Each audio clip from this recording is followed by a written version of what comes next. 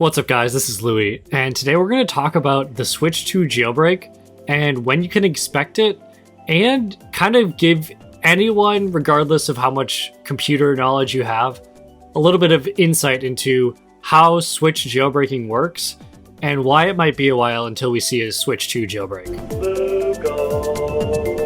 Before we get started, I just want to mention that most people that watch my videos aren't subscribed.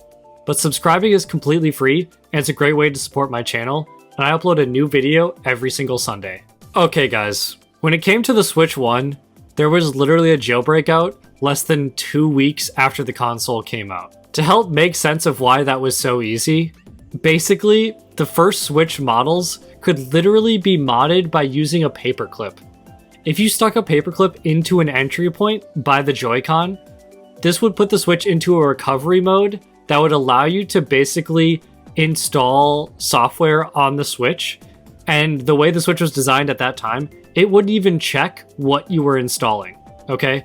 And this recovery port was used by Nintendo and Nvidia when they were like doing repairs and service on Switch 1 consoles.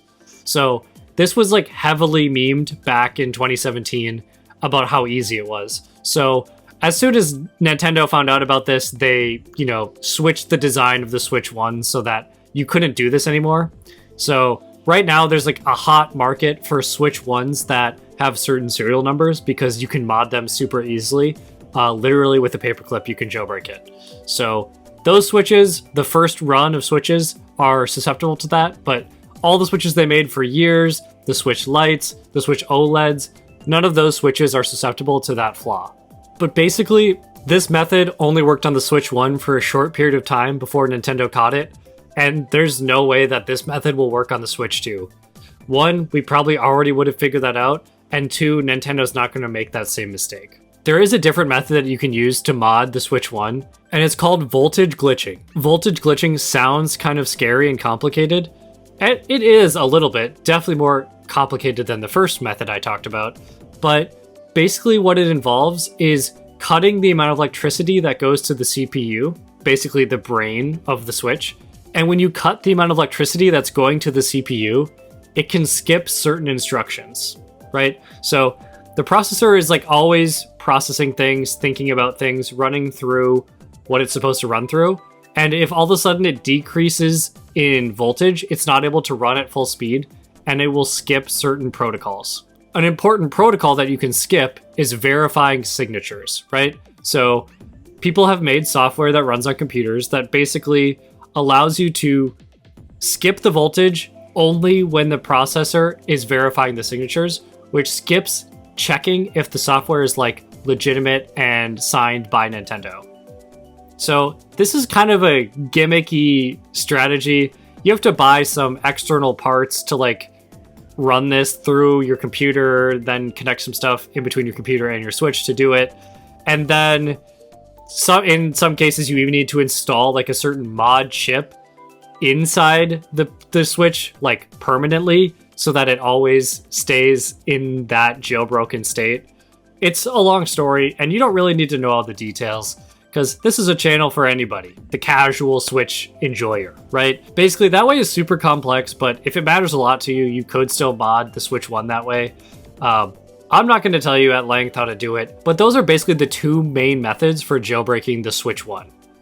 And I will say that it's almost guaranteed that neither of those methods will work for jailbreaking the Switch 2. Okay, so we've covered the Switch 1, right?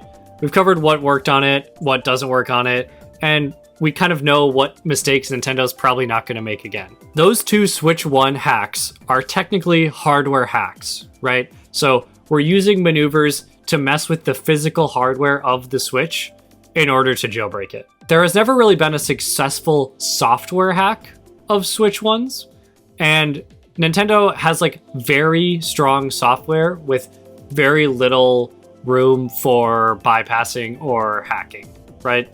So the Switch 2 runs a very similar version of software to the Switch 1. So it's like very unlikely that with the Switch 2, we'll see any type of software hack. And it's also less likely that we're going to see a hardware hack. But if I had to bet on which one we're going to see, it's probably going to be a hardware hack. So something you might be wondering if you watch the first half of this video is, wouldn't we just try voltage glitching to skip instructions? That's a great thought, but unfortunately, that's probably not going to work either. There's a couple of issues with that strategy when it comes to the Switch 2. The Switch 2 has 2 cores. Remember when I was just talking about the Switch 1, I was talking about the brain of the Switch, right? So think about the Switch 2, it has such a large brain that it has something called dual core lockstep. So that's 2 processor cores performing the exact same instructions, and then they send off those instructions to a different chip that compares the information from both to make sure that the instructions match. So let's say you voltage glitch, and then the instructions don't match.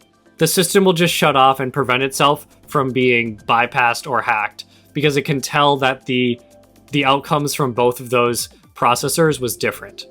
So it will lock everything out. So basically, you would need to bypass both brains on the Switch 2, both processor cores, at the exact same time with like perfect accuracy for the instruction sets to match. And then the chip would still need to think that there's nothing wrong with those altered processes. Because if it detects something that's wrong, it's going to lock you out. That alone would require a very complicated situation for making your Switch jailbroken. And if we ever see something like that, it would probably be years down the line. There's a couple other protections the Switch 2 has. One is called the Nvidia Custom Security Processor. Long story short, there's not a lot of documentation about it, which is probably good for Nvidia and good for Nintendo because there's very little information known about that security layer. But that's an additional layer of security that Nvidia and Nintendo have over the Switch 2. The only remaining avenue outside of these is something called CCPlex. So CCPlex is basically just the CPU cores. However, anything of note there would get blocked by firmware updates in theory.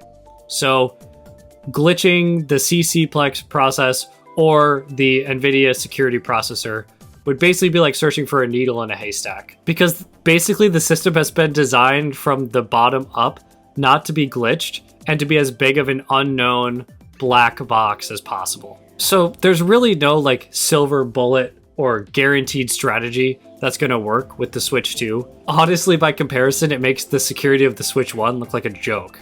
But Nintendo has learned from their mistakes in the past, and we know they're coming down a lot harder now on console bans, Nintendo Switch Online bans, with game chat, with using the MIG switch for cartridge glitching.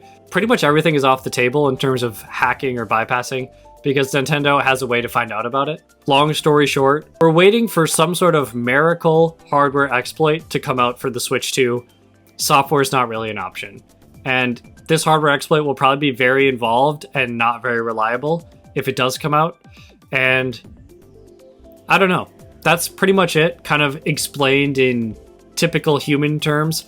I hope this video kind of made sense for everybody. It's kind of different from some of my other videos, but I do have a little bit of like computer science background. I started out as a computer science major in college, and I've made some apps and things. I used to do a lot of jailbreaking in the iOS and Apple ecosystem. And if you want, you can check out my other channel called Louis Tech, where I have a lot more stuff on that. A lot of that is years old. So anyway, that's what's going on with the Switch 2 jailbreak. That's why there's not one out yet, and that's why I probably won't see one for a while. But I'm just really looking forward to first-party Switch 2 games like Animal Crossing, still waiting for like a big Mario title to come out, maybe a successor to Super Mario Odyssey or something like that. But anyway, that's what I'm hoping for on the Switch 2. But I did buy the Switch 2 on launch in case of a hardware exploit affecting only the first couple million consoles. So that's why I wanted to get in first, just like the Switch 1, to see if maybe, if something happens someday that I'm prepared for it. But that's all I've got about Switch jailbreaking, and I'll catch you guys in the next one. Thanks for watching. Peace.